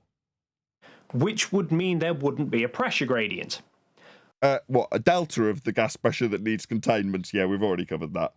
Flat earthers keep asking to see an example of gas pressure next to a vacuum without No, just gas pressure without a container. a container, yet I keep asking to see a container with a measurable pressure gradient, and so far we can give you several filmed examples from YouTubers who filmed them heating up containers with different pressure gauges showing a differential in a container. Very easy to demonstrate. You form one naturally in a bottle garden. What are you babbling about, man? You telling me we can't show pressure gradients in containment? No, you must have containment to have any pressure ever to then show gradients. nothing. Nothing? No. You've never shown gas pressure without a container. Every single one of your examples had a container. I've just referenced 2 examples. Bottle garden and Good Times for All with a bottle, heating it up and showing a different pressure at each end. There you go, there's 2. However, using what we've learned about gas in this video... What, that it expands in all directions to fill containment? I am going to argue that I can technically show flat earth as an example of gas pressure next to a vacuum without a barrier. Beg the question. Do it for me. Point to the sky vacuum, you fundy. That's what he's gonna do. Go on, do it. Right here. Oh, I see. So you're just appealing that there is a sky vacuum. I was right. I called it. I guessed from the thumbnail. Hold on, I guessed it too. I said he's doing it. I guessed Just from look the... up. Yep, that's the answer. I guessed from the thumbnail. That's why I called it the way I called it, just from his thumbnail. So let's just put that on screen, right?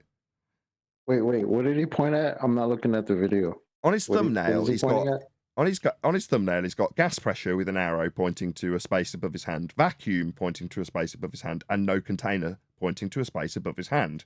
In other words, I automatically assume that there's a sky vacuum, and we do breathe gas pressure, therefore gas pressure next to a vacuum. Oh, you're a genius. Yeah, by genius, I mean clown. Don't beg the question, Dave. That's pathetic. You wouldn't last 25 seconds here. Because, as we've already established... With a container full of gas! What a dick. Wow, Dave. Wow. I don't even have to scrub. Gas pressure is caused by molecules. In primary school, they'd laugh him out of there. Yeah, when he said gas go down, go boom, boom. The gas comes up in the sky and forms pressure layers. No, Dave. Mr. McKeegan, can you pay attention to the lesson? We're talking about the water cycle. Gas evaporates from the ground and goes up. Okay, Dave, you paying attention? Molecules colliding with other objects. And walls of the container in your example on screen now. Thanks for editing this. It saves me a lot of work. Vacuum is an area where there is no matter. There's no stipulation about how much area there has to be for it to constitute a vacuum. The area would be the V in the equation. PV equals nRT. And the volume would just be the calculable area that the gas could fill, as you described earlier. Now, while you may not recognise that there isn't any ascribed volume, oh, there absolutely is. The V would be space, Dave, because that's the volume the gas could fill. What's that you say? But that would mean we'd have no volume, would be equal with the space at 10 to the minus 17 torr. Yeah, that's right. Is that beyond your comprehension? That the V is the volume of the outer space that's fake? If I take a syringe and I put another container, push it shut, and then I cover the end of it, there is hardly any air inside there. It's a good job you got the pressure on the outside, right? Where'd you get that? Container needed. If I pull the syringe back, then the air pressure is now dropping to pretty much zero. There are still a few molecules flying around inside. So not zero then. Dumbass. And those will create a very small amount of pressure. Force exerted on the walls of the container.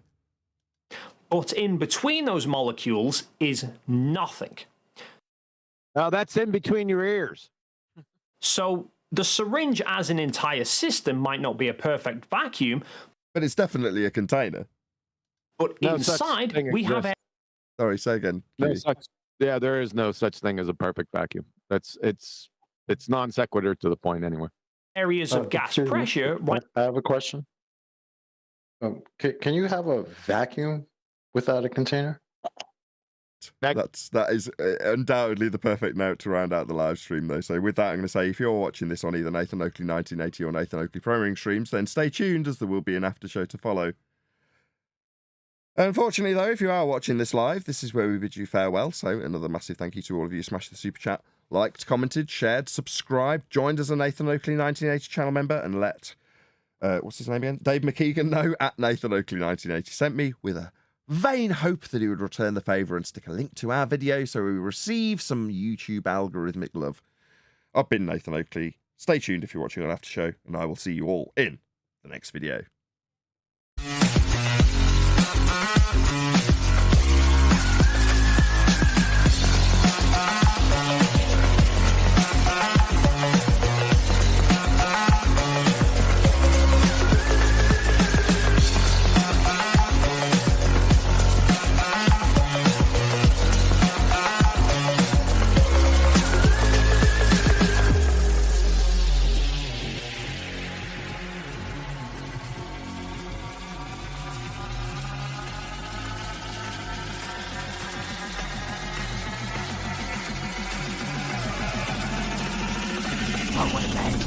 What a lovely day!